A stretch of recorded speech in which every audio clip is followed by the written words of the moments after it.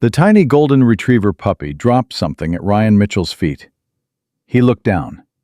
A woman's earring, covered in dry blood. Ryan's heart stopped. He'd seen blood before. 14 years as a Navy SEAL had shown him more than any man should see. But this was different. This was here, in his hometown, on a quiet Tuesday morning.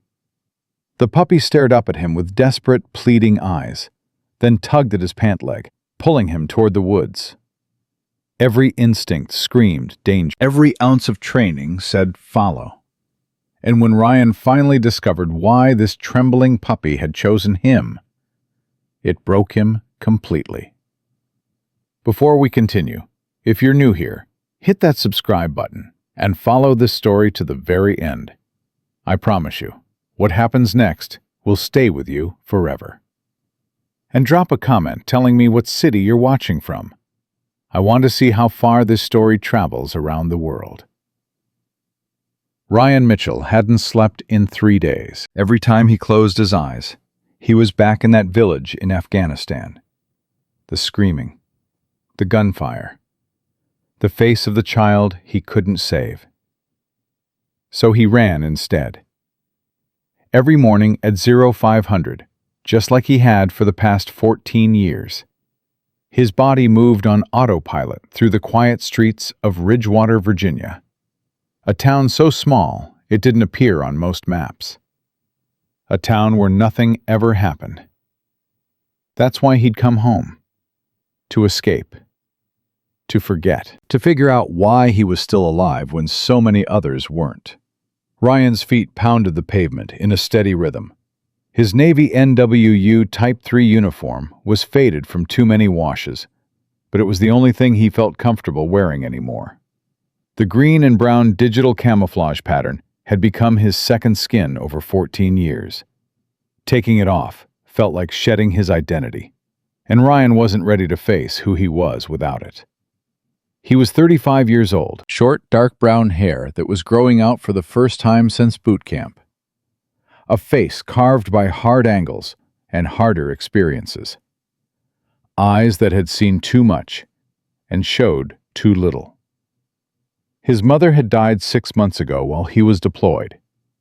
He'd missed her funeral, missed her last words, missed saying goodbye. Now he was staying in her empty house, surrounded by her things, drowning in memories he couldn't escape. 2 more weeks of leave, then back to Virginia Beach, back to the teams, back to the only life he knew how to live. If he could survive 2 more weeks. Ryan turned the corner onto Miller Road when he first noticed it. Something small moving in his peripheral vision. He glanced back. A puppy. Golden retriever, maybe 4 months old. Cream-colored coat, matted with dirt and something darker. It was watching him with wide, desperate eyes. Ryan slowed his pace. "Hey, little guy, you lost?" The puppy didn't run, didn't bark. Just stared at him with an intensity that felt almost human. Ryan looked around for an owner. The street was empty. The houses were dark. The world was still asleep. "Go home," Ryan said, turning back to his run. "I'm not your person." He took 3 steps. The soft patter of tiny paws followed. Ryan stopped, turned. The puppy sat down, head tilted, tail giving a single hopeful wag.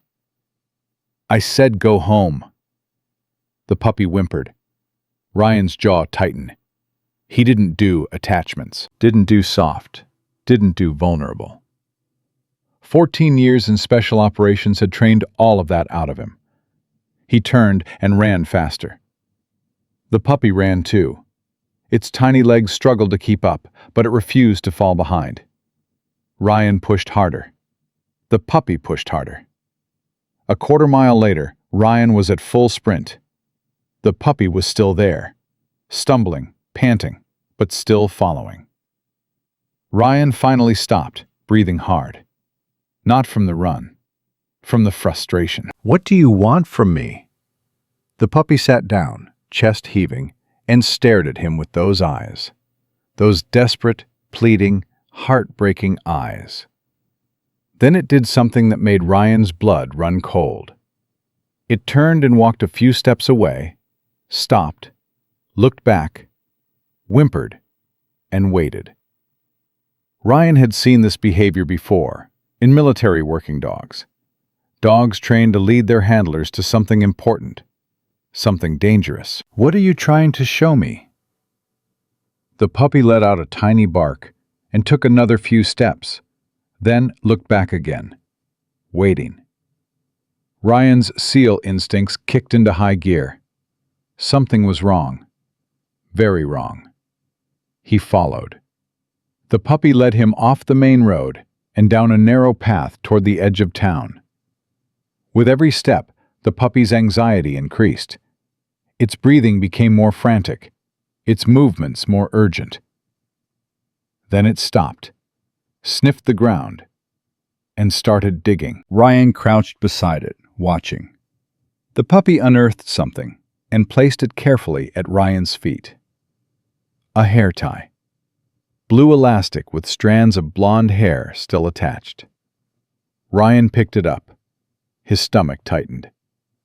"Where did you get this?" The puppy was already moving again, leading him further down the path. 50 yards later, it stopped again, dug again. This time, it brought Ryan a phone case. Cracked. Pink. With dried blood on one corner. Ryan's heart was pounding now. "Show me more." The puppy seemed to understand. It led him deeper into the woods, stopping every few minutes to unearth another object. A single shoe. A torn piece of fabric. A woman's wallet. Ryan opened the wallet with trembling hands. Driver's license inside. Emma Carter, 28 years old, blonde hair, kind eyes. Address listed as 447 Oak Street, Ridgewater, Virginia. Ryan recognized the name. Emma ran the animal shelter where his mother used to volunteer. His mother had talked about her constantly. "Sweet girl, Ryan. You'd like her. She saves animals that nobody else wants." Ryan stared at the wallet, then at the puppy. The pieces clicked into place. "She saved you, didn't she?" The puppy whimpered. And now something happened to her. The puppy pressed against Ryan's leg, trembling. "And you came looking for help." Ryan looked down at the evidence scattered around him. A woman's belongings, bloodstains, signs of a struggle. This wasn't a missing person case. This was something much worse. He pulled out his phone and dialed 911. "Ridgewater Police Department, what's your emergency?" "This is Lieutenant Commander Ryan Mitchell, U.S. Navy. I need to report a possible abduction. Female victim, name Emma Carter, age 28. I've found personal effects with blood evidence at the eastern edge of town, near the old Miller property." Silence on the other end. Then, "Sir, are you sure? Emma Carter was reported as a voluntary missing person 2 days ago. The sheriff said..." "The sheriff said what?" "That she probably just left town. Happens sometimes with single women. He said there's no evidence of foul play." Ryan looked at the blood-stained phone case in his hand. "I'm looking at evidence of foul play right now. Send someone immediately." "Sir, I'll have to check with Sheriff Davis first." "This is a potential kidnapping. You don't need permission to respond to a kidnapping." Another pause. I'll send someone out, but it might take a while. We're short-staffed this morning." "Then I'll be waiting." Ryan hung up. Something felt wrong. Beyond the obvious wrongness of a missing woman and bloody evidence. Something about the dispatcher's hesitation. The mention of the sheriff. The dismissive attitude. Ryan had operated in enough corrupt environments to recognize the signs. The puppy tugged at his pant leg again, urgent, insistent. "There's more, isn't there?" The puppy turned and started walking deeper into the woods. Ryan followed. The path grew narrower, the trees grew thicker. Civilization fell away behind them. After half a mile, the puppy stopped at the base of an old oak tree. It was shaking violently now, tail tucked, ears flat, terrified but refusing to leave. Ryan knelt beside it. What happened here? The puppy let out a sound he'd never heard from a dog before. A wail. Pure, heartbroken grief. Then it pressed itself against the tree and started digging frantically. Ryan helped, pushing aside leaves and dirt. His fingers hit something hard. Metal. He pulled it free. A collar. A dog collar with a tag. Scout. That was the puppy's name. Scout. But this collar was too big for the puppy. And there was blood on it. A lot of blood. Ryan looked at Scout. There was another dog, wasn't there? An older one. Scout whimpered. They killed it.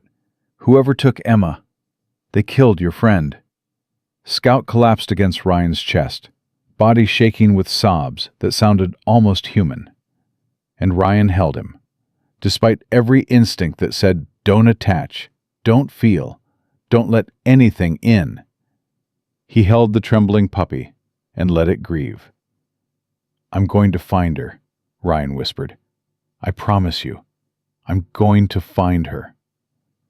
Scout looked up at him, and for the first time, Ryan saw something other than fear in those eyes. Hope. Fragile, desperate hope. Ryan stood, tucking Scout into the crook of his arm. Let's go see what the sheriff has to say about this. The Ridgewater police station was exactly what Ryan expected. Small, outdated, run by people who'd rather not be bothered. Sheriff Tom Davis sat behind his desk, feet up, coffee in hand, looking at Ryan like he was an annoying interruption to an otherwise pleasant morning. Lieutenant Commander Mitchell, the sheriff drawled. Heard you were back in town. Sorry about your mother. Thank you. So what's this about Emma Carter? My boy said you called in some kind of emergency? Ryan set the evidence on the desk. The wallet, the phone case, the bloody collar. I found these in the woods near the Miller property, along with a woman's shoe, a hair tie, and torn clothing. All of them show signs of a violent struggle. Sheriff Davis barely glanced at the items. And where exactly did you find these? I told you. The woods near... how did you find them?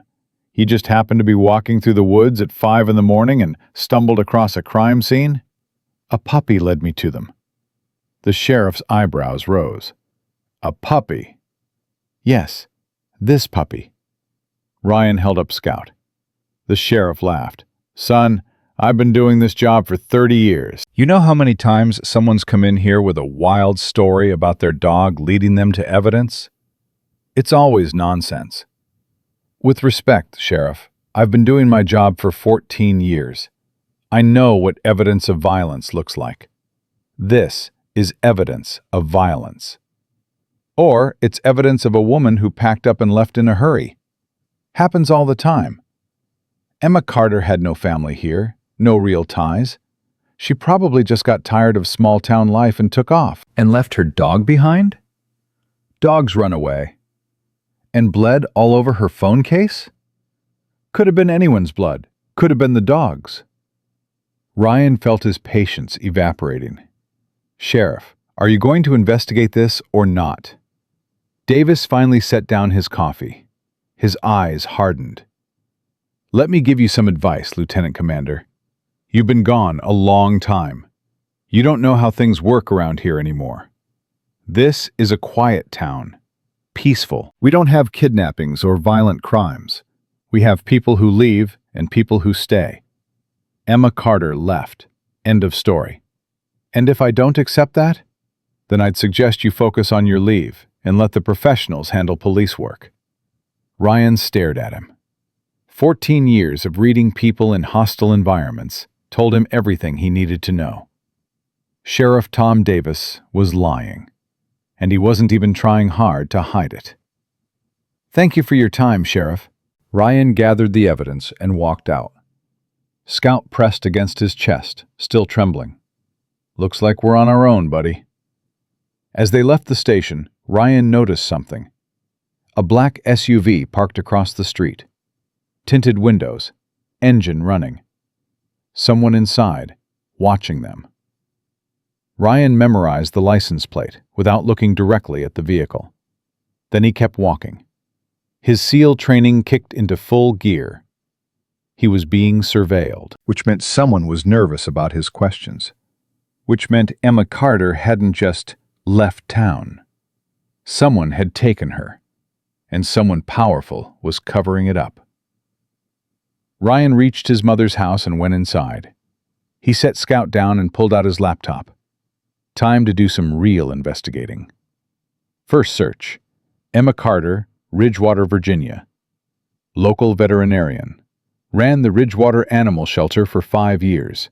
No criminal record. No known enemies. No family in the area. Second search: missing persons, Ridgewater, Virginia, past 5 years. 3 results. Jessica Monroe, 24, disappeared 2 years ago. Case closed as voluntary missing person. Amanda Wells, 31, disappeared 18 months ago. Case closed as voluntary missing person. Tracy Lynn, 27, disappeared 8 months ago. Case closed as voluntary missing person. 3 young women, all disappeared. All dismissed by the same sheriff. All forgotten. Ryan felt ice spreading through his veins. This wasn't an isolated incident. This was a pattern. Third search: Victor Crane, Ridgewater, Virginia. Wealthy businessman. Owns several properties in the area, including an abandoned farm on the outskirts of town, and a large donation to Sheriff Davis's re-election campaign last year. Ryan leaned back in his chair. The picture was becoming clearer, and it was ugly. His phone buzzed. Unknown number. He answered. "Mr. Mitchell." The voice was smooth, cultured, confident. "My name is Victor Crane. I understand you've been asking questions about Emma Carter. News travels fast. In a small town, everything travels fast. I wanted to reach out personally to suggest that perhaps your time would be better spent elsewhere. Emma was a troubled young woman. She had debts, problems. It's not surprising that she decided to start fresh somewhere else." "Is that what happened to Jessica Monroe? Amanda Wells? Tracy Lynn?" Silence. "I don't know those names." "I think you do." "Mr. Mitchell, you're a decorated military officer, a hero. It would be a shame if your reputation was damaged by chasing conspiracy theories in a town that doesn't want your help." "Is that a threat?" "It's friendly advice, from one successful man to another." "Let me give you some advice in return, Mr. Crane. I've spent 14 years hunting the most dangerous people on Earth. Men who would make you wet your expensive pants. If you've hurt Emma Carter or anyone else, I will find out, and I will make sure you answer for it. Enjoy your leave, Lieutenant Commander, and keep that puppy close. Small animals have a way of disappearing around here." The line went dead. Ryan set down the phone. His hands were steady. His heart was calm. This was familiar territory now. An enemy identified, a mission defined, a life to save. He looked at Scout. The puppy was watching him with those desperate, hopeful eyes. "You found the right person, buddy. I don't know how you knew, but you did." Ryan stood up and walked to the closet. Behind his mother's winter coats, behind the boxes of old photos, there was a safe. He opened it. Inside, his service weapon. Night vision goggles, tactical gear, equipment he'd told himself he wouldn't need on leave, equipment he was suddenly very glad he'd brought. "They think this is over," Ryan said, strapping on his holster. "They think I'm just some soldier on vacation who's going to give up and go home. He looked at Scout. They're wrong. The puppy's tail wagged for the first time since Ryan had met him. A small gesture, but it meant everything. Let's go find Emma. Outside, the black SUV was still there, still watching. Ryan smiled. Good. Let them watch. Let them think they knew what was coming. They had no idea. Because Ryan Mitchell wasn't just a Navy SEAL. He was a man who had finally found something worth fighting for. And nothing was going to stop him. Not the sheriff, not Victor Crane, not the darkness that had swallowed this town. Ryan walked toward the edge of town, Scout trotting beside him. The puppy seemed to sense the shift in Ryan's demeanor. No longer lost, no longer searching. Now, hunting. And the hunters didn't even know they'd become the prey. Ryan drove toward Emma Carter's veterinary clinic with Scout pressed against his side. The puppy hadn't stopped trembling since they left the house. But his eyes were different now. Focused, determined. Like he understood exactly what they were doing. You're going to show me everything, aren't you? Ryan asked. Scout looked up at him and let out a soft whine. Agreement. Trust. The clinic was located on a quiet street at the edge of the business district, a small building with a hand-painted sign that read, Ridgewater Animal Care, Dr. Emma Carter. Ryan parked and studied the exterior. The lights were off. The closed sign was hanging in the window. But something about the way it hung bothered him.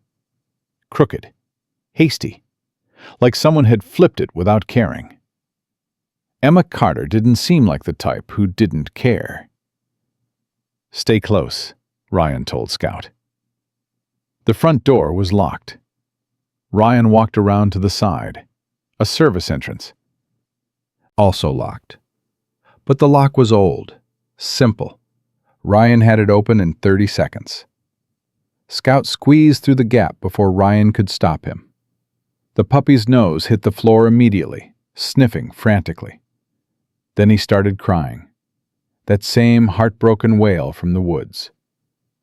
Ryan followed him to the back examination room and stopped. The room was destroyed. Cabinets overturned. Medical supplies scattered across the floor. And in the corner, a dark stain that Ryan recognized immediately. Blood. A lot of it. Someone had tried to clean it, but they'd done a poor job. Whoever attacked Emma had been in a hurry, or didn't care about hiding what they'd done. Scout was scratching at a cabinet beneath the examination table. Ryan opened it.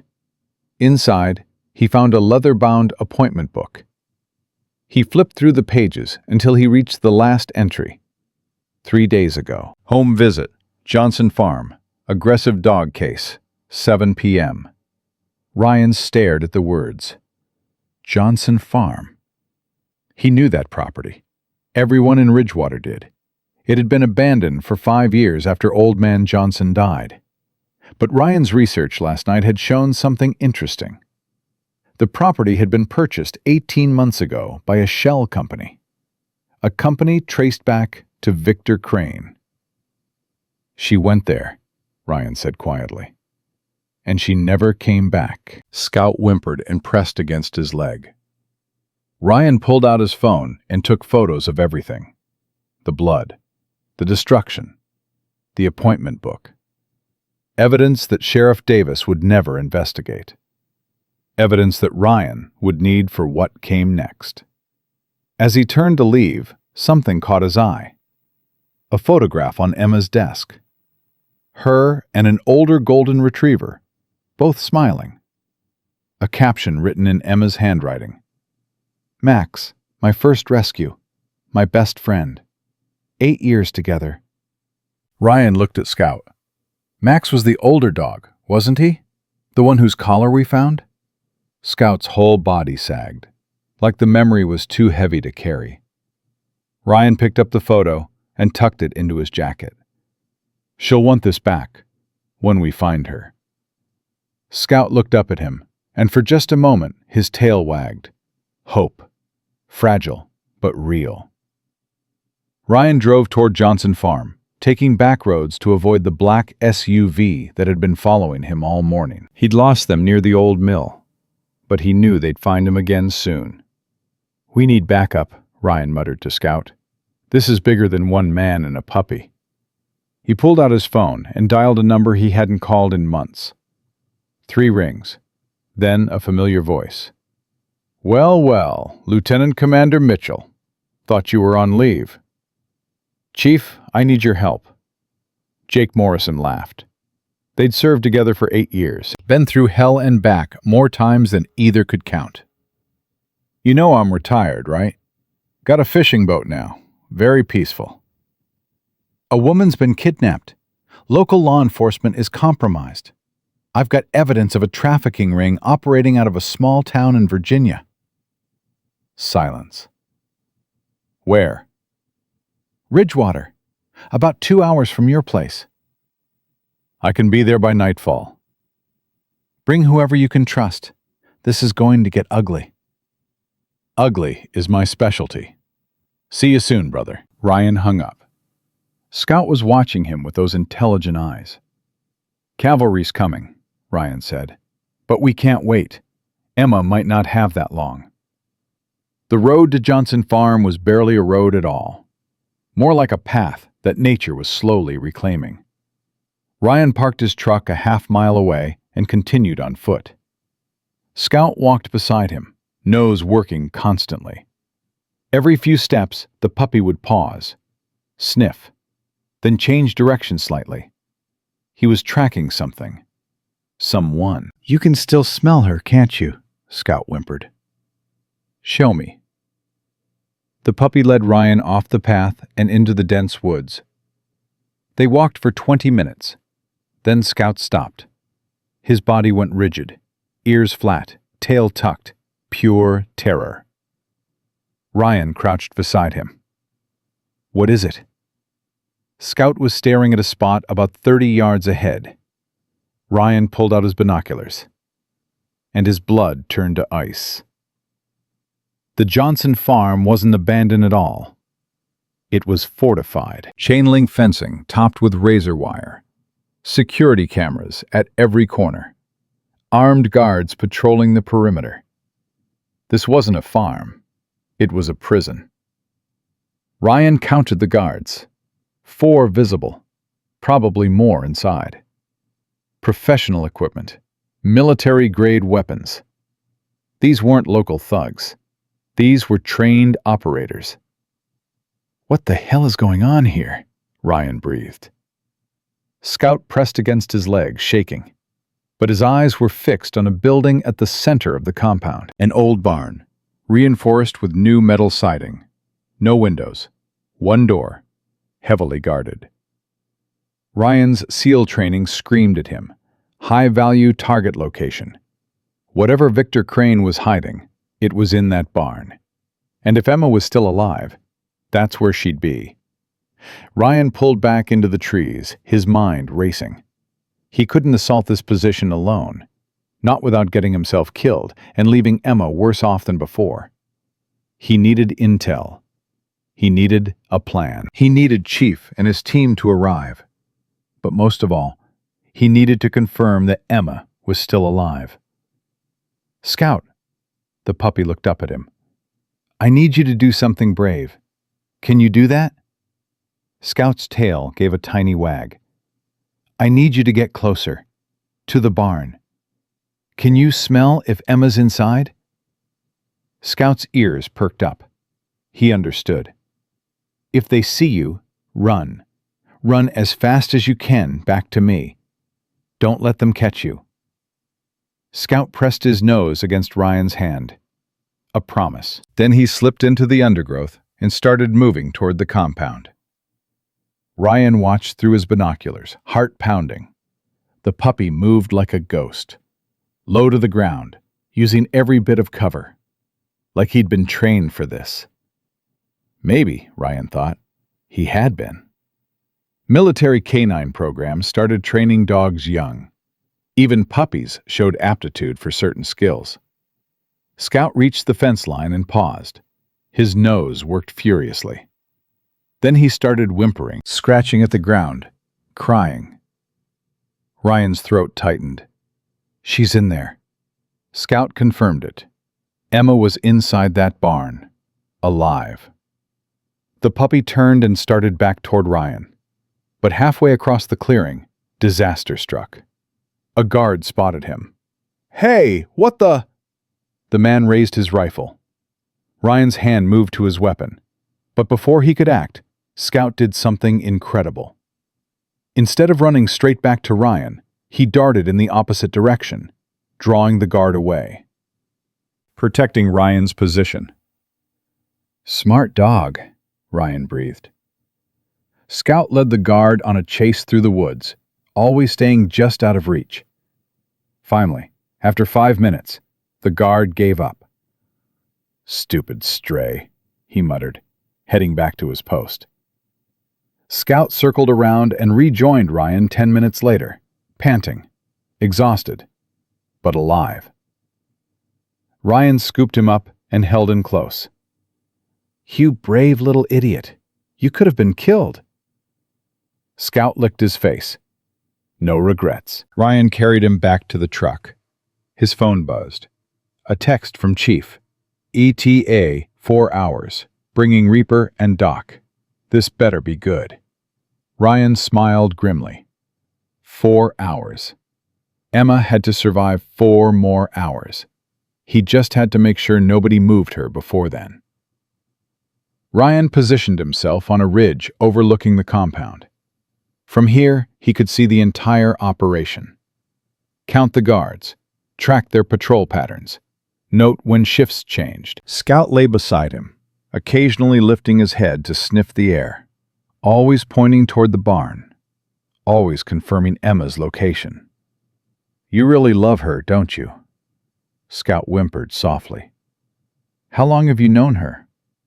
The puppy pressed closer. "My mom used to talk about Emma. Said she was special.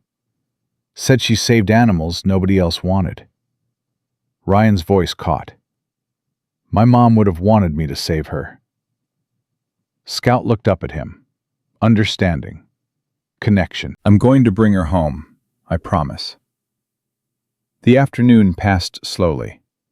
Ryan counted 12 guards total.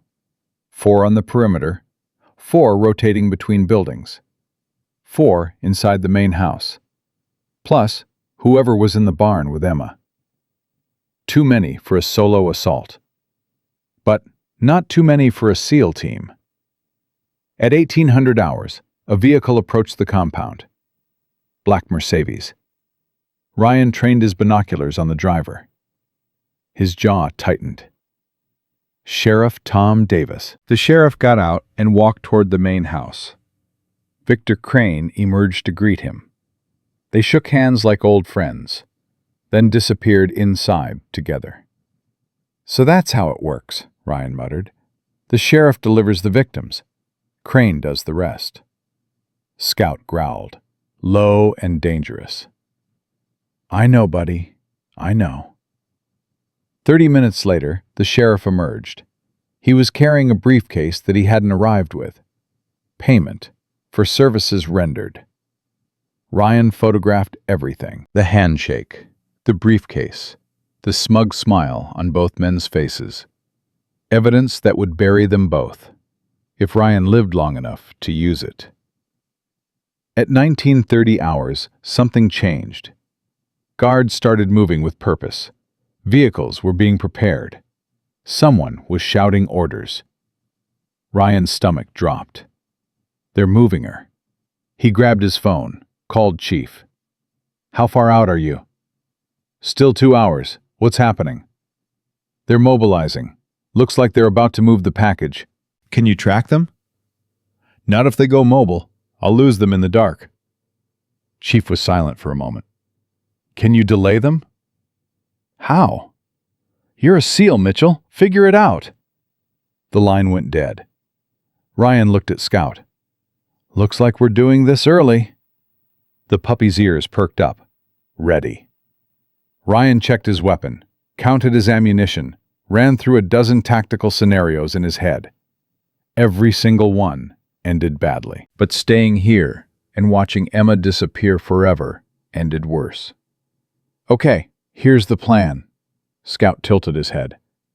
I'm going to create a distraction, draw their attention away from the barn. You're going to find a way inside and let Emma know help is coming. Scout whimpered. I know it's dangerous, but you're the only one small enough to get through their security. And Emma trusts you. She'll know you wouldn't come back without a reason. The puppy stood up, tail low but determined, scared but willing. If something happens to me, you run. You run as fast as you can and you find Chief. Big guy with a beard. He'll know what to do. Scout pressed his nose against Ryan's hand. Not goodbye, just acknowledgement. Let's go save her. Ryan moved through the darkness like a ghost. 14 years of training guided every step, every breath, every decision. He reached the northwest corner of the perimeter. Guard station. One man. Bored. Scrolling his phone. Amateur mistake. Ryan was behind him in 3 seconds. Sleeper hold. 8 seconds of pressure. The guard went limp. Ryan zip-tied his hands and gagged him. Then he moved to the next position. Scout had disappeared toward the barn. Ryan had to trust him. Had to believe the puppy was as smart as he seemed. Had to focus on his part of the plan. Create chaos. Buy time. Survive. The second guard went down just as easily. The third saw him coming, but hesitated 1 second too long. Ryan's fist connected with his jaw. The guard crumpled. 3 down, 9 to go. Plus whoever was inside. Ryan reached the main generator. Every operation needed power. Take out the power, and chaos followed. He planted the small explosive charge he'd brought. Military grade. Timer set for 90 seconds. Then he ran. 60 seconds. He reached a position behind the main house. 40 seconds. Guards were still unaware, still preparing to move, still confident. 20 seconds. Ryan pulled out his weapon. 10 seconds. He said a prayer. 5, 4, 3, 2, 1. The explosion ripped through the night. The compound went dark, and hell broke loose. Guards shouting, flashlights sweeping, confusion everywhere. Ryan moved. He took down 2 more guards before they knew what hit them. Then gunfire erupted behind him. Someone had spotted him. Bullets tore through the air. Ryan dove for cover. Return fire. 1 shooter down, but more were coming. "Scout," Ryan breathed. "Please be doing your part." Inside the barn, Scout was doing exactly that. He found a gap in the foundation, too small for a human, perfect for a determined puppy. He squeezed through and found himself in darkness. The smell hit him immediately. Blood, sweat, fear, and underneath it all, something familiar. Emma. Scout followed the scent through the darkness, past boxes and equipment he didn't understand, past doors that were locked and walls that seemed to close in, until he found her. Emma Carter, lying on a concrete floor, hands bound, face bruised, barely conscious, but alive. Scout let out a cry that echoed through the building. Emma's eyes fluttered open. "Scout?" Her voice was broken, weak, but it was her voice. Scout threw himself against her, licking her face, crying, shaking. "You're alive," Emma whispered. "Oh God, you're alive." She tried to touch him, but her hands were tied. Scout immediately started gnawing at the rope. How did you find me?" Scout just kept working. Outside, the battle was intensifying. Ryan was pinned down. 3 shooters had him cornered, ammunition running low, options running out. "Come on, Chief," he muttered. "Where the hell are you?" As if in answer, headlights appeared on the access road. 2 vehicles, moving fast. For a moment, Ryan's heart sank. Reinforcements for Crane. But then he heard it. The distinctive crack of a long-range rifle. One of the shooters dropped. Then another. "About time!" Ryan shouted. Chief's voice echoed through the darkness. "Sorry we're late. Traffic was murder." Ryan grinned despite everything. "Barn! Emma's in the barn!" "On it!" More gunfire, more chaos, but now the chaos was working in Ryan's favor. Inside the barn, Scout had almost chewed through Emma's bonds. 1 more minute. 30 more seconds. The door burst open. A guard rushed in, weapon raised. He saw Emma, saw the puppy, raised his rifle. Scout launched himself at the man's face, snarling, biting, buying Emma the second she needed. The guard screamed, trying to throw the puppy off. Emma's hands came free. She grabbed a metal pipe from the floor and swung with every ounce of strength she had left. The guard dropped. Scout fell with him, rolled and scrambled back to Emma. She scooped him up, tears streaming down her face. "Good boy. Oh, you brave, brave boy." "Emma!" A new voice. Ryan, standing in the doorway, breathing hard, bleeding from a cut on his forehead, but alive. "Can you walk?" "I think so." "Then let's go. Now!" Ryan helped her to her feet. Scout refused to leave her arms. Together, they ran into the night. Behind them, the compound was in flames. Victor Crane's empire was burning. And somewhere in the chaos, Sheriff Davis was screaming orders that nobody was following anymore. Chief met them at the perimeter. "Package secure," he said into his radio. "All units, fall back to the rally point." Ryan looked at Emma. She was clutching Scout like he was the only real thing in the world. Maybe he was. "You're safe now," Ryan said. Emma looked up at him, tears streaming, voice breaking. "He found you. I told him to run. I told him to save himself." "But he went to find help instead." Ryan nodded. "He led me to you, every step of the way. He never gave up." Emma buried her face in Scout's fur. "I saved him 2 months ago, found him abandoned, starving. Everyone said he was too weak, too small, that he wouldn't survive." She looked up at Ryan. "But he survived, and then he saved me." Scout licked her tears, and Ryan felt something crack open in his chest. Something that had been frozen for a very long time. The safe house was a cabin 30 miles outside of Ridgewater. Chief had arranged it through contacts Ryan didn't ask about. Some questions were better left unasked.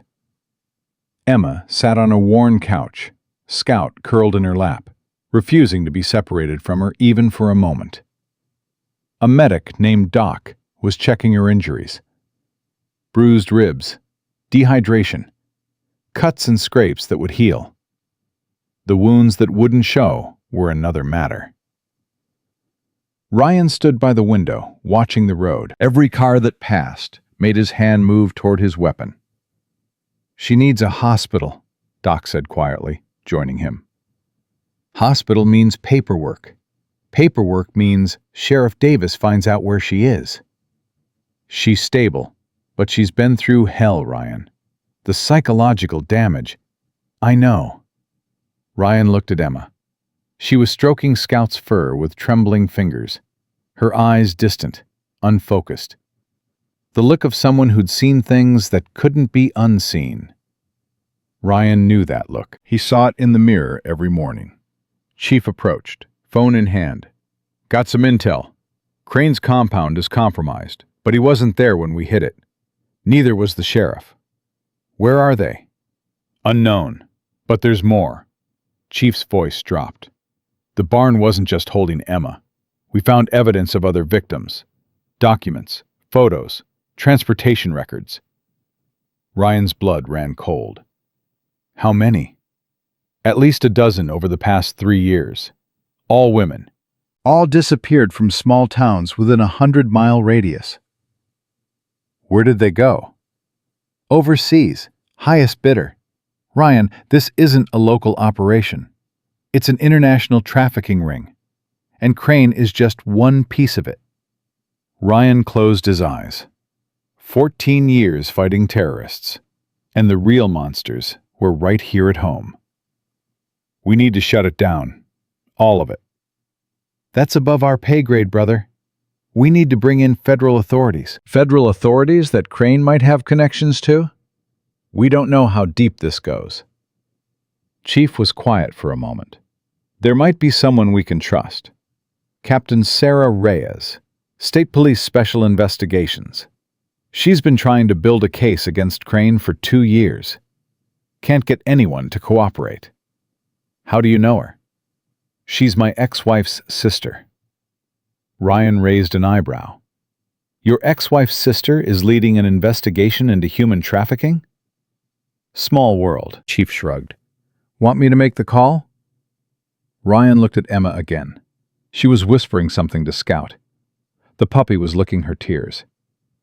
Make the call. An hour later, Captain Sarah Reyes arrived at the cabin. She was tall, mid-40s, with sharp eyes that missed nothing. The kind of eyes that had seen too much darkness, but refused to stop looking. Lieutenant Commander Mitchell. She shook his hand firmly. Jake told me what you found. I need to see everything. Ryan handed her the photographs, the documents, the evidence he'd gathered. Reyes studied each item carefully, her expression growing grimmer with every page. This is more than I've gathered in 2 years, she said finally. How did you find all this in 3 days? Ryan nodded toward Scout, who was still glued to Emma's lap. He found it. I just followed. Reyes looked at the puppy, then at Emma, then back at Ryan. The dog led you to her? Led me to evidence, led me to the compound, led me to Emma. Ryan's voice tightened. He never stopped trying to save her, even when everyone else gave up. Reyes was quiet for a long moment. I've been chasing Victor Crane for 2 years. Every time I get close, evidence disappears. Witnesses recant. Cases get shut down. She looked at Ryan. Someone powerful is protecting him. Someone in my own department. Maybe higher. Sheriff Davis is involved. I suspected, but I couldn't prove it. Reyes looked at the photographs Ryan had taken. Now I can. Will it be enough? For Davis, yes. For Crane, she shook her head. He'll have lawyers, distance, deniability. Unless we catch him directly, he walks. Then let's catch him directly. Reyes studied Ryan carefully. You're on leave, Lieutenant Commander. This isn't your fight. Ryan looked at Emma. She had fallen asleep, exhausted, with Scout still curled protectively against her chest. Yes, it is. The plan came together over the next 4 hours. Reyes had been tracking a shipment scheduled to leave from a private airfield outside of Richmond. Tomorrow night. Crane always attends the final transfers personally, Reyes explained. He likes to inspect the merchandise before it leaves the country. If we hit the airfield at the right moment, we catch him red-handed. How many hostiles? Unknown. Could be a dozen. Could be more. Security? Private contractors. Well-trained. Well-equipped. Chief whistled softly.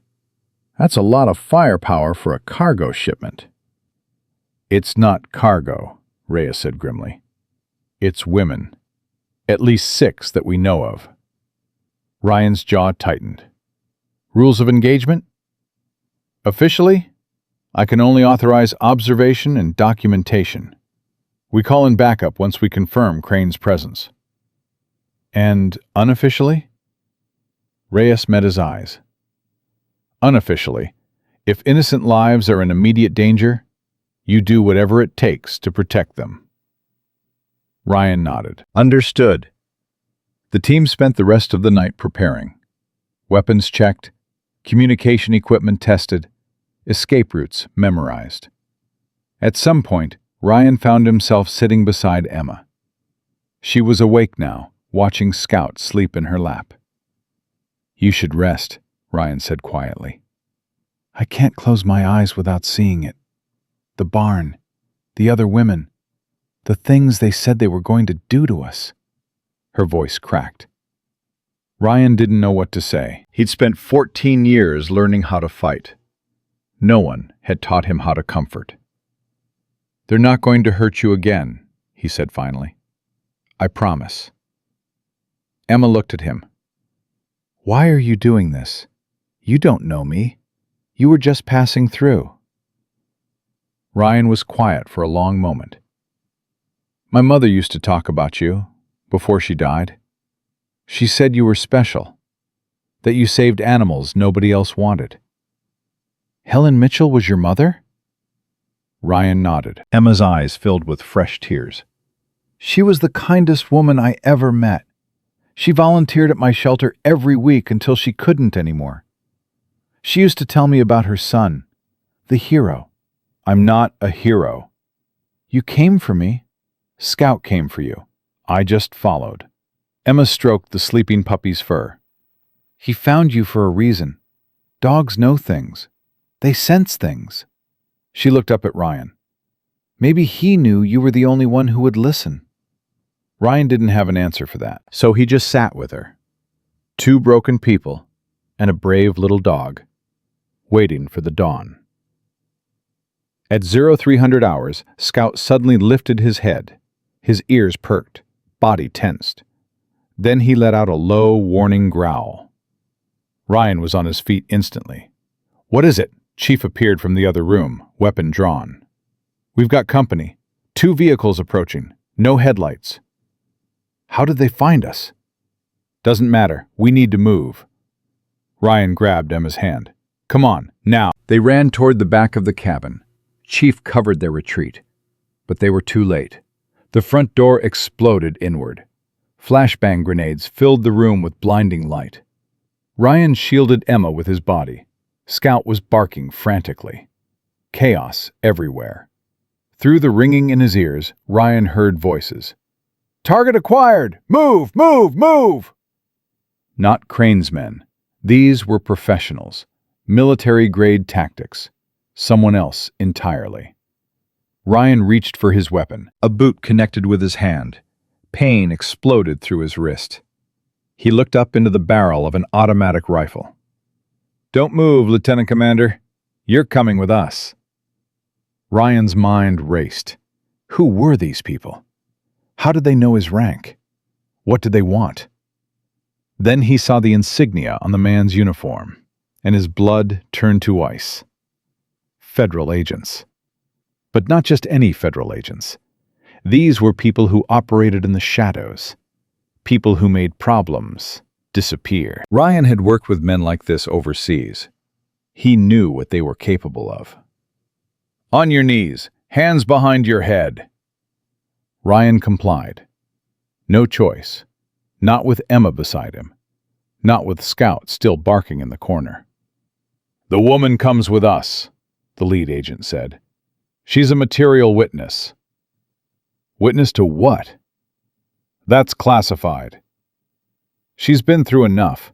She needs medical care, not—" "She'll receive medical care, in a secure facility, far from here."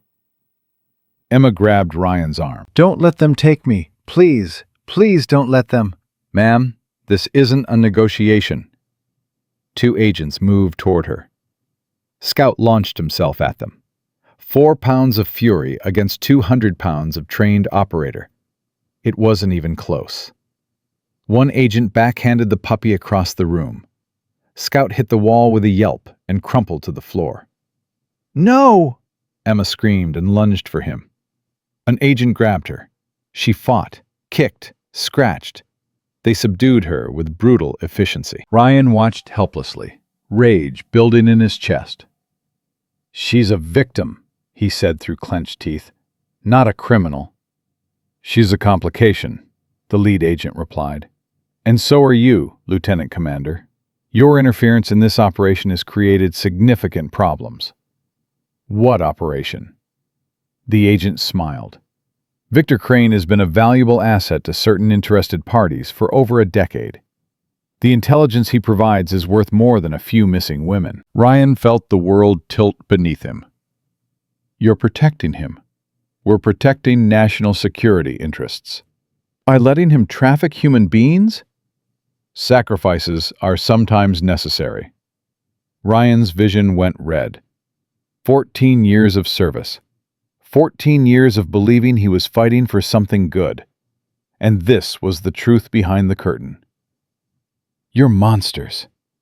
We're pragmatists. The agent turned to his men. Secure the woman. Clean this site. Make sure nothing traces back to us. And the SEAL? The agent looked at Ryan, cold, calculating. Tragic accident. Decorated veteran, struggling with PTSD. Takes his own life in his mother's empty house. Ryan's heart stopped. They were going to kill him, make it look like suicide, and no one would ever know the truth. Move him to the vehicle. We'll handle it on site. 2 agents hauled Ryan to his feet. His mind raced through options, none of them good. Then, from the corner of the room, a sound, a whimper. Scout was moving, hurt but not broken. The puppy dragged himself toward Emma, crying with every step. The lead agent glanced at him with disgust. Someone put that thing down. An agent raised his weapon. No! Emma's scream cut through the chaos. She threw herself against her captors, fighting with strength that shouldn't have been possible. The distraction was momentary, but it was enough. Ryan moved. 14 years of training compressed into 3 seconds. He broke free from the agents holding him, grabbed the nearest weapon, put 2 rounds into the ceiling. Everyone froze. Nobody moves. Ryan's voice was calm, deadly. The voice of a man who had nothing left to lose. You're going to release her. You're going to leave the dog. And you're going to walk out of here. Now. The lead agent laughed. You can't shoot all of us. No, but I can shoot you. And I will. The moment anyone moves. Silence. The agent's smile faded. You're bluffing. Try me. For a long moment, nobody breathed. Then, from outside, the sound of vehicles, multiple, approaching fast. The lead agent's radio crackled. Sir, we've got state police incoming. Multiple units. They're surrounding the cabin. Captain Reyes. She must have had a backup team. Must have been tracking them. The agent's face went pale. This isn't over, Lieutenant Commander. Yes, it is. The agents retreated, disappearing into the night as quickly as they'd appeared. Seconds later, Reyes burst through the door. Everyone okay? We're alive, Ryan lowered his weapon. But they took Emma. No, Reyes shook her head. I saw them leave. They didn't have her. Ryan spun around. Emma was huddled in the corner, shaking, crying, but free. And in her arms, Scout was licking her face. Weak, hurt, but still fighting, still protecting her. Ryan crossed the room in 3 steps and dropped to his knees beside them. Are you okay? Emma nodded, unable to speak. Scout whimpered and reached his nose toward Ryan. Ryan took the puppy gently from Emma's arms, checked him for injuries, bruised ribs, possible concussion, but alive. You brave little idiot, Ryan whispered, tears burning in his eyes. You saved her again. Scout licked his face, and Ryan broke. All the walls he'd built, all the defenses he'd constructed, all the emotions he'd suppressed for 14 years, they crumbled. He held the trembling puppy against his chest and cried. For Scout, for Emma, for his mother, for every broken thing he'd never been able to save. Emma wrapped her arms around both of them. 3 shattered souls, holding each other together. Reyes watched in silence, then quietly stepped outside, giving them the moment they needed, the moment they'd earned. An hour later, they were in a new safe house, one that Reyes guaranteed was secure. Doc had examined Scout thoroughly. "He's tough," the medic said. "Few cracked ribs, but he'll heal. Puppies are resilient." "He's more than resilient," Ryan said. "He's a miracle." Emma was asleep in the next room, sedated, finally resting. Chief sat across from Ryan, expression grave. "Those weren't ordinary federal agents." "I know. If they're protecting Crane, this goes higher than we thought. Much higher." "I know. We might not be able to stop them, Ryan. They have resources we can't match." Ryan looked at Scout. The puppy was sleeping on his lap, exhausted but peaceful. Trusting. Completely trusting. "I don't care how high it goes," Ryan said quietly. "I don't care how powerful they are. They traffic human beings. They murdered innocent women. They tried to kill us." He looked at Chief. "I spent 14 years fighting enemies overseas. Enemies who wanted to destroy everything I believed in. I never questioned, never hesitated, never stopped." His voice hardened. "I'm not stopping now. Not for them, not for anyone." Chief studied his friend for a long moment, then nodded slowly. "Then let's finish this." "How?" "The airfield. Tomorrow night. Crane will be there personally. If we can capture him, get him on record, expose everything he knows about who's protecting him, we burn them all down. We burn them all down." Ryan stroked Scout's fur. The puppy stirred, looked up at him. Those innocent, trusting eyes. "You started this," Ryan whispered. "You found me when nobody else could. You led me to the truth when everyone else wanted it buried." Scout's tail gave a tiny wag. "Let's finish it together." The puppy pressed closer. Agreement. Partnership. Purpose. And somewhere in the darkness, Victor Crane was running out of time. The airfield appeared on their monitors at 2100 hours. Private property. No official flight records. The perfect place to make people disappear. Ryan studied the satellite imagery while Scout lay at his feet, still recovering from his injuries, but refusing to leave Ryan's side. 6 buildings, Chief said, pointing at the screen.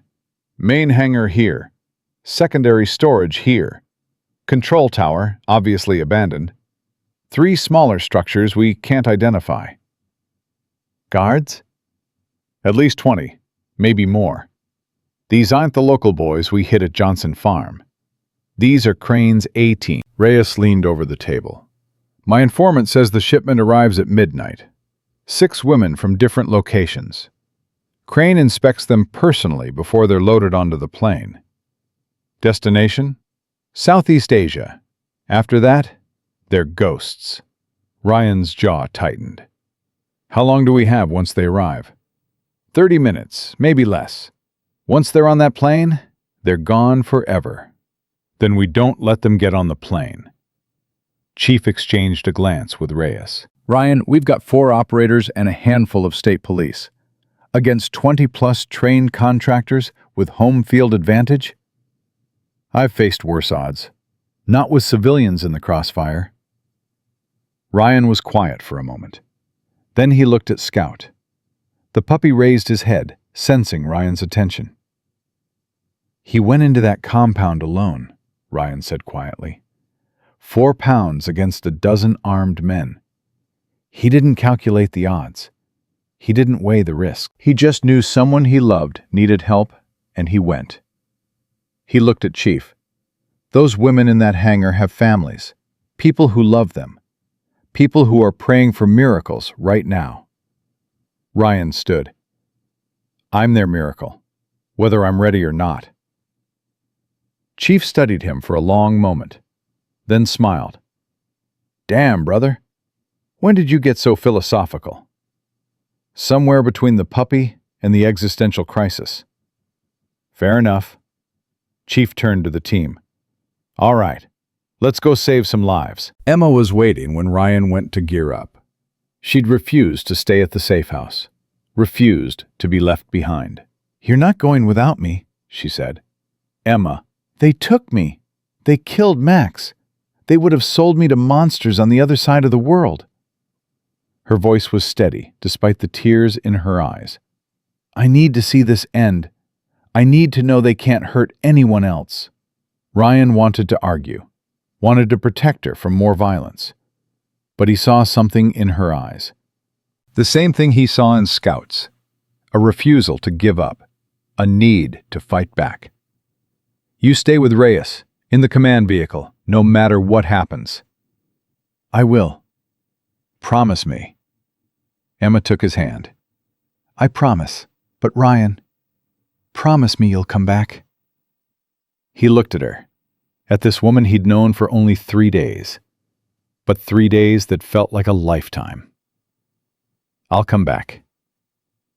Scout pushed between them, pressing against both their legs, binding them together. Emma knelt and hugged the puppy. You take care of him, she whispered into Scout's fur. Bring him home. Scout licked her face. A promise. The assault began at 23:47 hours, 13 minutes before the shipment was scheduled to arrive. Ryan led the team through the eastern perimeter, while Chief took the western approach. Reyes coordinated from a van 200 meters out. I've got eyes on 12 hostiles, she reported through the earpiece. 6 patrolling the perimeter, 4 stationed at the hangar, 2 in the tower. Copy. Moving to position Alpha. Ryan crept through the darkness, Scout matching his every step. The puppy shouldn't have been there, was too injured, too small, too vulnerable.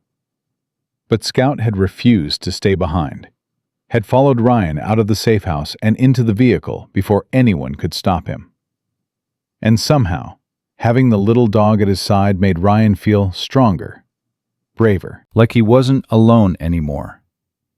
They reached the fence line. 2 guards patrolling, talking, laughing, not expecting trouble.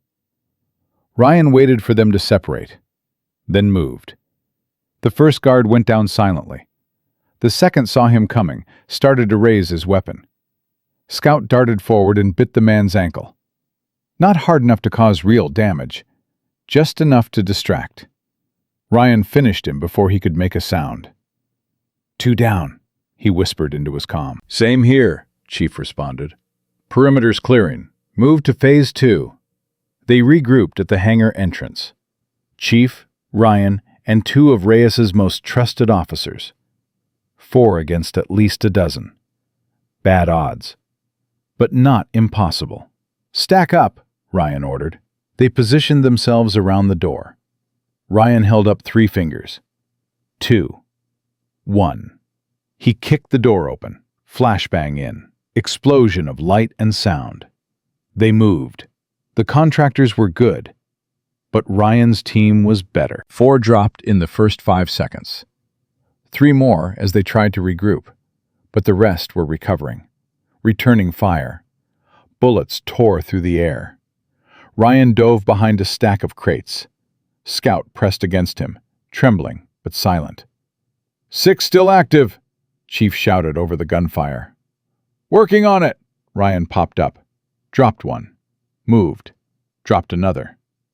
The contractors were falling back, regrouping near a secondary entrance.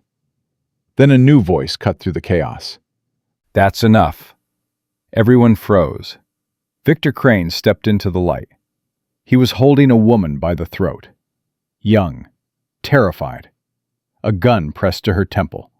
Drop your weapons, or she dies. Ryan's blood ran cold. The other women were huddled behind Crane. 5 of them. Bound, gagged, eyes wide with terror. This was what he'd come to stop.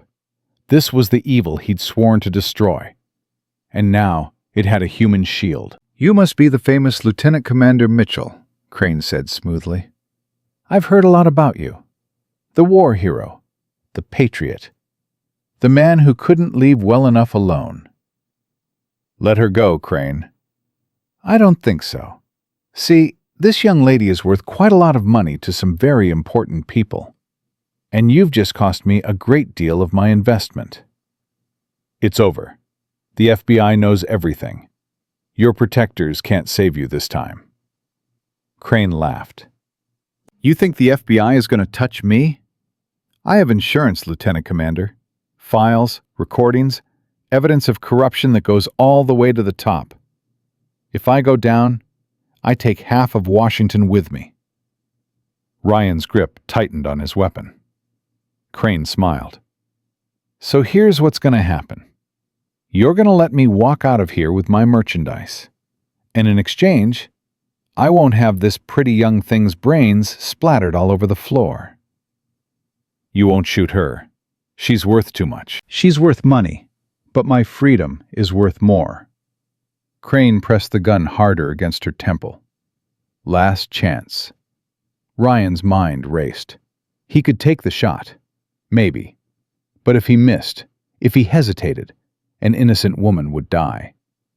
The same calculation he'd faced 100 times in combat. The same impossible choice. Then Scout did something no one expected. The puppy stepped forward, away from Ryan, toward Crane. Scout, no! But the puppy didn't attack, didn't bark, didn't growl. He just walked slowly toward Crane and sat down, looking up at the man with those innocent, trusting eyes. Crane frowned. What the hell?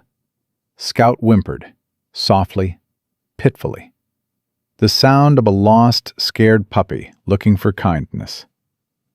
The woman in Crane's grip sobbed. The other women cried. And for just a moment, just a fraction of a second, Crane's attention shifted. Ryan moved. His bullet hit Crane's shoulder. The gun flew from his grip. The woman dropped to the floor, screaming. Chief and the team rushed forward. Crane tried to run. Ryan tackled him. They hit the ground hard. Crane swung. Ryan blocked, countered. Years of combat training against a businessman who'd never thrown a real punch. It wasn't even close. 30 seconds later, Crane was face down on the concrete, hands zip-tied behind his back. Victor Crane, you're under arrest for human trafficking, kidnapping, murder, and about 50 other charges I'll think of on the way to the station. Crane spat blood. You have no idea what you've done. The people I work for can join you in prison. Ryan stood and looked around. 6 women, terrified but alive. Safe. Finally safe. Chief was already cutting their bonds, speaking softly, reassuringly. It's okay. You're safe now. We've got you. Ryan looked for Scout. The puppy was sitting exactly where he'd been, watching, waiting. Ryan walked over and knelt beside him. That was the bravest thing I've ever seen anyone do, and I've seen a lot of brave things. Scout's tail wagged. You distracted him. You knew exactly what you were doing. The puppy pressed his nose against Ryan's hand. Of course he did. He'd always known. Ryan scooped Scout into his arms and held him close. We did it, buddy. We got them all. Scout licked his face. Victory. Relief. Love. Reyes arrived with the backup units moments later. Crane and his surviving contractors were loaded into vehicles. The women were wrapped in blankets, given water, promised safety. Emma ran across the tarmac the moment she saw Ryan. She threw her arms around him, crying. Scout squirmed between them, demanding to be included. You did it, Emma sobbed. You actually did it. We did it. Ryan looked at Scout. All 3 of us. Emma pulled back, wiping her eyes. What happens now? Now Crane talks. He gives up everyone who protected him, everyone who funded him, everyone who looked the other way, and they all go to prison. Will they really? People like that always seem to escape. Ryan looked at Reyes, who was supervising the arrests, with grim satisfaction. Not this time. We've got too much evidence, too many witnesses, too many people who want to see this end. He took Emma's hand. It's over. But even as he said the words, Ryan knew it wasn't completely true. The trafficking ring would be dismantled. Crane would go to prison. Sheriff Davis would face justice. But the shadow agents who tried to silence them were still out there, still watching, still protecting their interests. Ryan had made powerful enemies tonight. Enemies who wouldn't forget. Enemies who would wait for their chance to strike back. But that was a problem for another day. Right now, in this moment, they had won. And that was enough. The aftermath took hours. Statements to federal agents, medical examinations for the victims, evidence collection that would take days to complete. Ryan sat on the bumper of an ambulance, Scout in his lap, watching the sunrise paint the sky in shades of pink and gold. Chief sat beside him. Hell of a night. Yeah. You know those shadow guys are going to come back, right? I know. What are you going to do about it? Ryan stroked Scout's fur. The puppy had finally fallen asleep, exhausted but content. I spent 14 years fighting enemies I didn't choose, following orders I didn't question, serving a mission I believed in. He looked at Chief. But this, what happened here, this was my choice. My mission. For the first time, I'm fighting because I want to, not because someone told me to. And it feels right. Ryan's voice was quiet, but certain. Whatever comes next, I'll face it, because I know now what I'm supposed to be doing. And what's that? Ryan looked at Scout, then at Emma, who was helping one of the rescued women into a vehicle. Then at the sun, rising over a world that was a little bit safer than it had been yesterday. Protecting people who can't protect themselves, starting with the ones nobody else sees. Chief nodded slowly. That's a good mission, brother. Best one I've ever had. Scout stirred in Ryan's lap, opened his eyes, looked up at Ryan with that same trusting, devoted gaze he'd had since the moment they met. You started all this, Ryan whispered.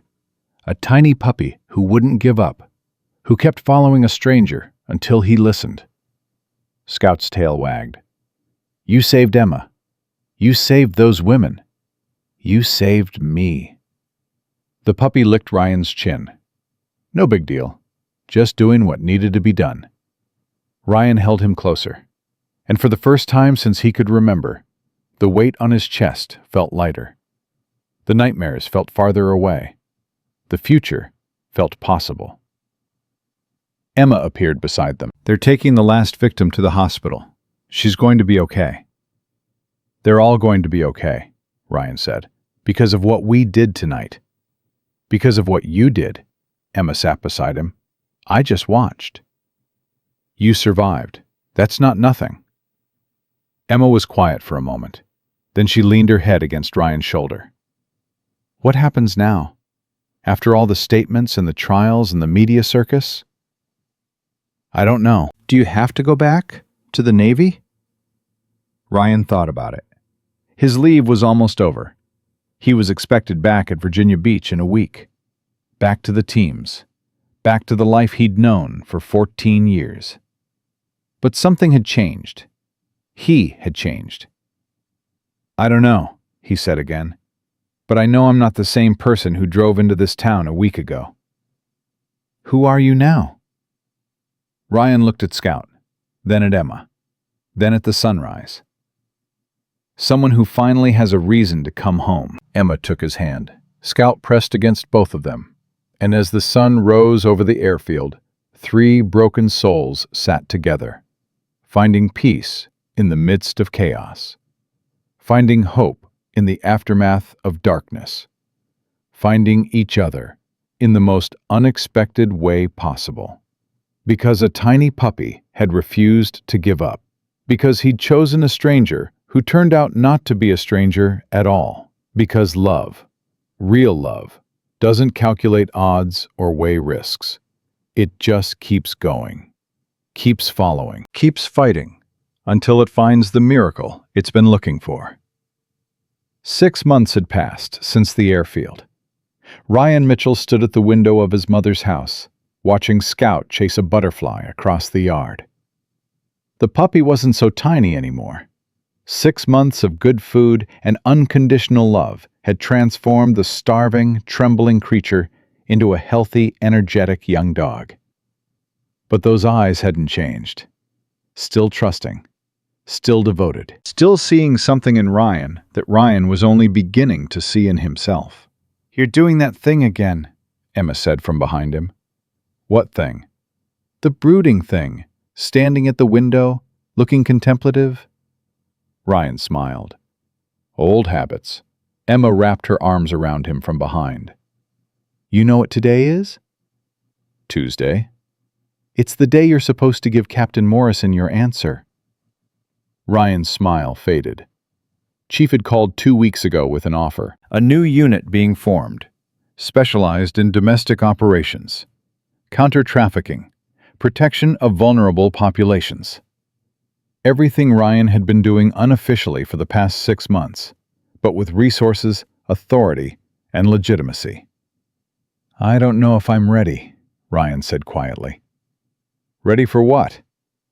"To put on a uniform again. To follow orders. To be part of a system that—" He trailed off. They both knew what he meant. The shadow agents who'd tried to silence them were still out there. The investigation into their involvement had hit walls.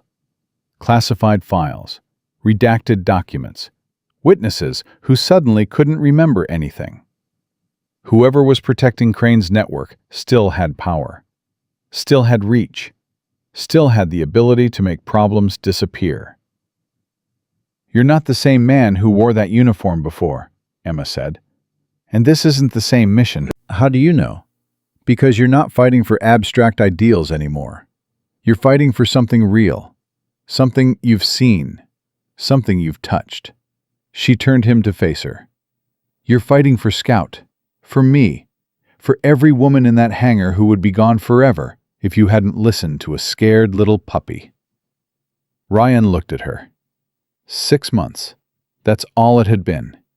But it felt like a lifetime. Emma had moved into his mother's house after her apartment was destroyed by Crane's men. Temporary at first, just until she found a new place. But temporary had become permanent. Natural. Right. "What if I fail?" Ryan asked. "What if I can't make a difference?" "You already have." Emma took his hand. "Come with me. There's something you need to see." She led him to the living room where her laptop was open on the coffee table. "I got an email this morning from one of the women we rescued." She clicked on a video file. A young woman appeared on screen. Sarah, 23 years old. She'd been taken from a parking lot in Richmond, held for 2 weeks before the airfield raid. Ryan remembered her face from that night. Terrified, broken, convinced she was going to die. But the woman on the screen wasn't broken anymore. "Mr. Mitchell?"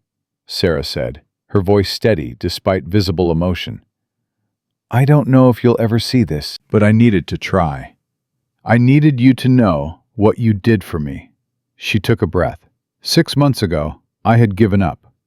I was in that hangar, waiting to be loaded onto a plane, knowing I would never see my family again. I had accepted that my life was over.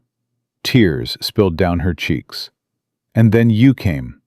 You and that little dog who wouldn't give up. I watched him walk toward that monster like he didn't know the meaning of fear, and I thought, if that tiny puppy can be that brave, maybe I can too. She wiped her eyes. I'm back in school now. I'm seeing the therapist. I'm rebuilding my life. And every time I feel like giving up, I think about Scout. I think about you. I think about the people who refused to look away when everyone else did. Her voice broke. You saved my life, Mr. Mitchell. But more than that, You showed me that there's still good in the world, that there are still people who will fight for strangers, who will risk everything for someone they've never met. She looked directly at the camera. Thank you. From the bottom of my heart. Thank you. The video ended. Ryan stared at the screen. His eyes were burning. His throat was tight. Emma squeezed his hand. She's not the only one. I've gotten messages from 4 of the 6 women. They all say the same thing. You gave them hope. You showed them that they matter. Ryan couldn't speak. All those years in the teams, all those missions, all those enemies neutralized and objectives achieved. None of it had ever felt like this.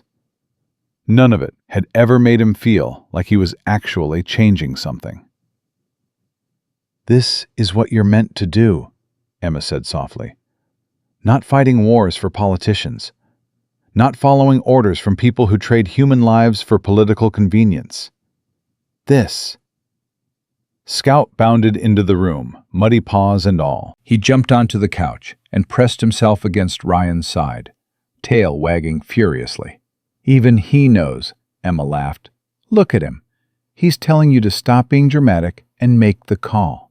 Ryan looked at Scout, the dog who had started everything.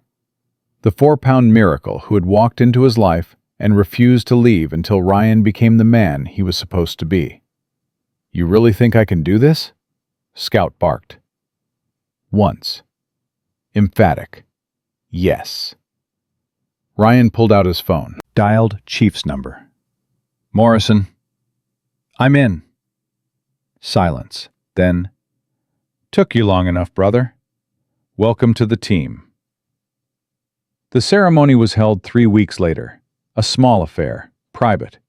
Only people who had been part of the operation. Chief administered the oath. Ryan raised his right hand and swore to protect and defend. The same words he'd spoken 14 years ago. But different now, because he understood what they meant. Not defending a flag, not serving a government, protecting people, real people. Sound familiar? Ryan opened the folder, looked at the photographs. 3 faces, 3 lives, 3 people who needed a miracle.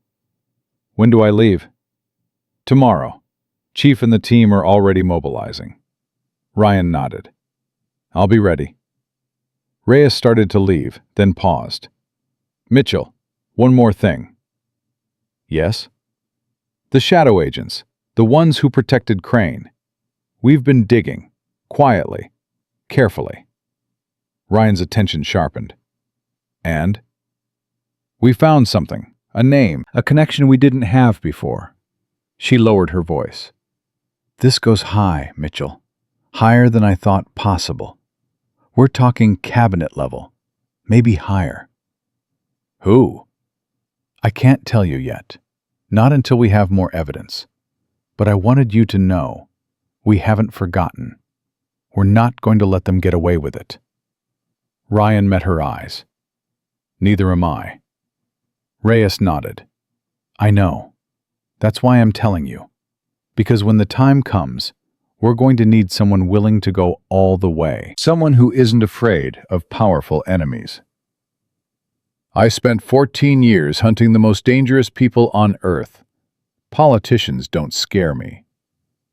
They should.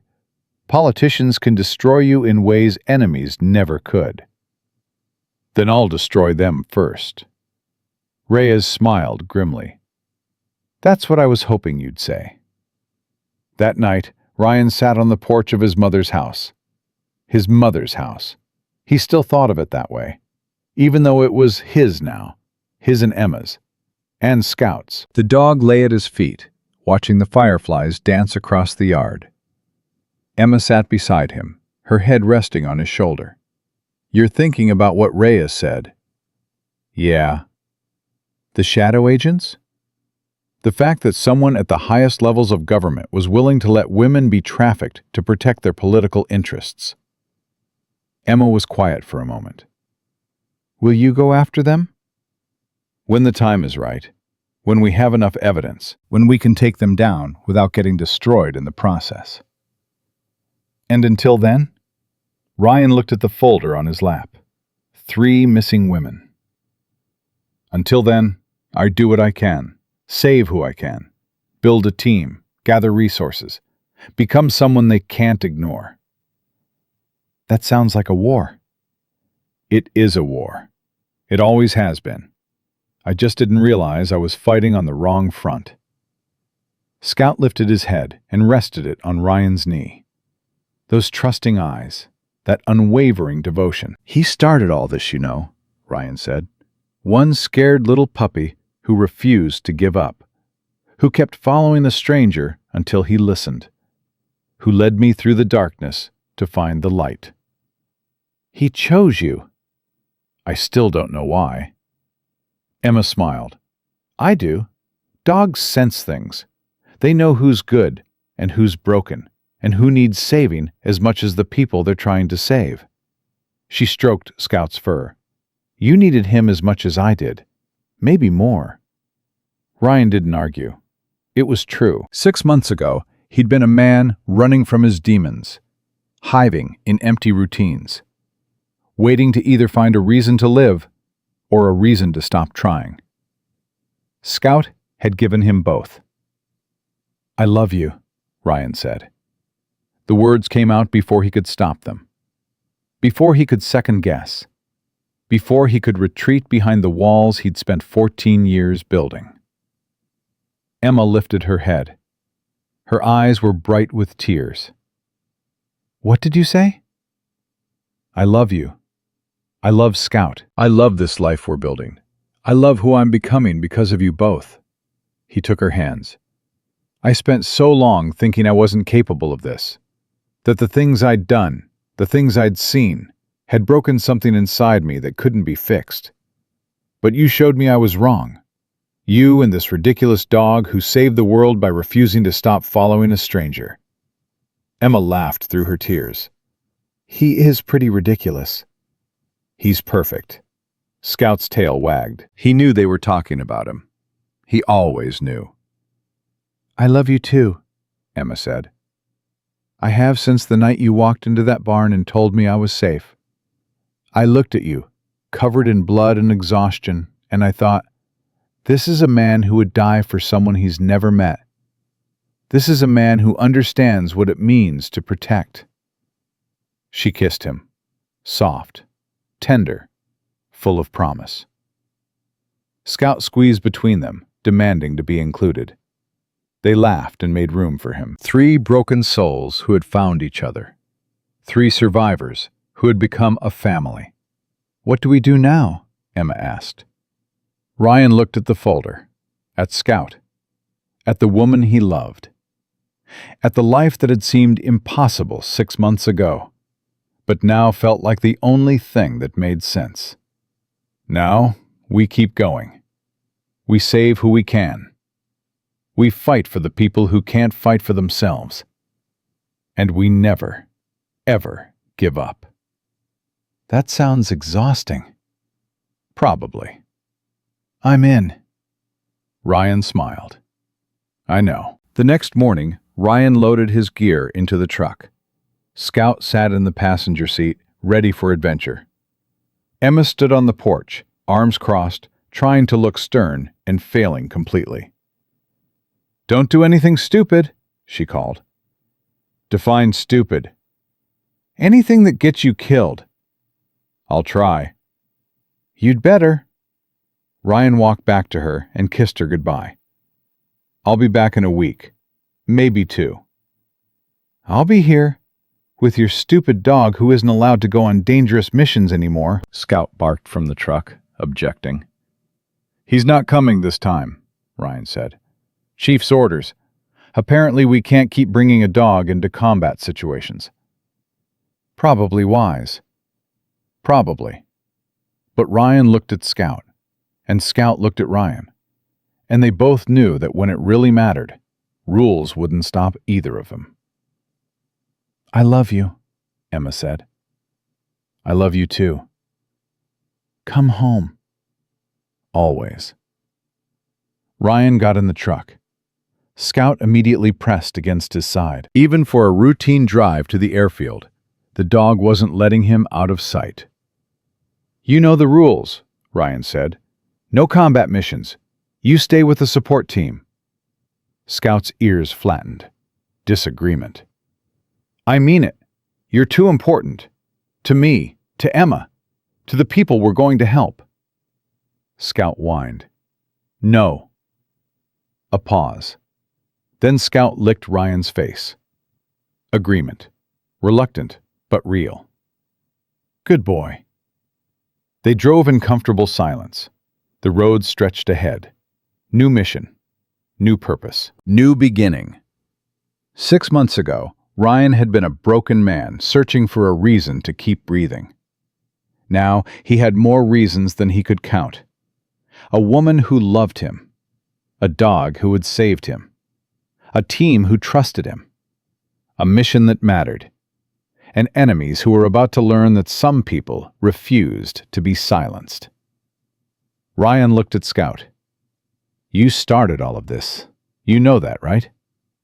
Scout's tail wagged. A scared little puppy who wouldn't stop following a stranger, who kept bringing evidence until someone listened, who led me into darkness so we could both find the light. The dog pressed closer. "I don't know why you chose me. I don't know how you knew I was the one who would listen. But I'm grateful. Every day. For the rest of my life." Scout looked up at him. Those trusting, devoted, fearless eyes. The eyes that had seen evil and refused to look away. The eyes that had found hope in the most hopeless situation. The eyes that had changed everything. "I promise you," Ryan said quietly, "I'll never stop fighting. For Emma. For the women we haven't saved yet. For every person who's ever been told they don't matter." He scratched behind Scout's ears. "We're going to change the world, buddy. One rescue at a time." Scout barked. Agreement. Partnership. Purpose. The truck reached the airfield. Chief was waiting with the team. New faces. New capabilities. A new mission that would take them to the other side of the country. Ryan got out and walked toward them. Scout trotted beside him. Chief raised an eyebrow. "I thought we agreed no dog on combat missions." "He's just here to see me off." "Uh-huh." "I'm serious." Scout sat down at Ryan's feet and looked up at Chief with innocent eyes. Chief laughed. "That dog is the worst liar I've ever seen." "He learned from the best." "Yeah, you are pretty terrible at it." Chief clapped Ryan on the shoulder. "You ready?" Ryan looked at his team, at Scout, at the future stretching out before them. "Yeah, I'm ready." "Then let's go save some lives." They boarded the plane. Scout stayed on the tarmac, watching, waiting. As the doors closed, Ryan looked back at the dog who had changed his life. The dog who had refused to give up. The dog who had taught him what it meant to love unconditionally and fight relentlessly, and hope when hope seemed impossible. "I'll be back," Ryan said quietly. Scout's tail wagged once. "I know." The plane took off. Ryan watched the ground fall away. New mission, new beginning, new purpose, but the same promise. To fight for the voiceless, to protect the vulnerable, to never stop until everyone was safe. Because a tiny puppy had shown him that miracles were possible, that love was stronger than fear, that one person, one determined soul, could change everything. The puppy had kept following a Navy SEAL until he listened, and when Ryan finally understood why, it didn't just make him cry. It made him whole. It gave him back his purpose. It showed him who he was meant to be. Not a weapon, not a soldier. A protector. A guardian. A man who would never look away from suffering. Never abandon those who needed him. Never stop fighting until every last person was safe. Scout had known it from the beginning, had seen it in Ryan before Ryan saw it in himself. That's why he chose him. That's why he kept following. That's why he refused to give up. Because some souls recognize each other. Some bonds transcend explanation. And some tiny, scared, determined puppies know exactly who they're looking for, even when that person doesn't know themselves yet. Ryan Mitchell had been lost. Scout had found him. And together, they had found their way home.